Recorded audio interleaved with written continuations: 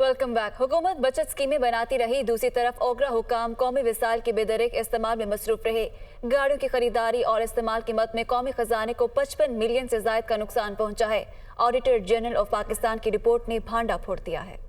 ओगरा अफसरान की शाहखर्चियों के बायस कौमी खजाने को करोड़ों का धचका। ऑडिटर जनरल ऑफ पाकिस्तान की रिपोर्ट ने अफसरान के मौज मेले का भांडा फोड़ दिया। ओगरा हुक्काम गाड़ियों के इस्तेमाल और बिलासूद कर्जे का रिकॉर्ड फराहम करने में भी नाकाम रहा। दुनिया न्यूज को दस्तयाब दस्तावेज के मुताबिक oil and gas regulatory authority के अफसरान के लिए गाड़ियों की खरीदारी में कौमी खजाने को 55 मिलियन से जायद का नुकसान पहुंचाया गया। ओगरा ने मुलाजिमीन को गाड़ियों की खरीदारी की मद में 139 मिलियन रुपए का बिलासूद कर्जा दिया। फेडरल कंसोलिडेटेड फंड से दिए गए इस कर्ज पर हुकूमत को 38 मिलियन रुपए सूद अदा करना पड़ा। हुकूमत ने ओगरा अफसरान को मुफ्त गाड़ियां और मुफ्त पेट्रोल फराहम किया। इसके बावजूद अफसरान ने पेट्रोल की मद में 16 मिलियन इजाफी वसूल किए, जबकि वजारत खजाना से NOC के बगैर गाड़ियों की खरीदारी की मद में 1 मिलियन से जायद की बेज़ाब्तगियां भी सामने आई।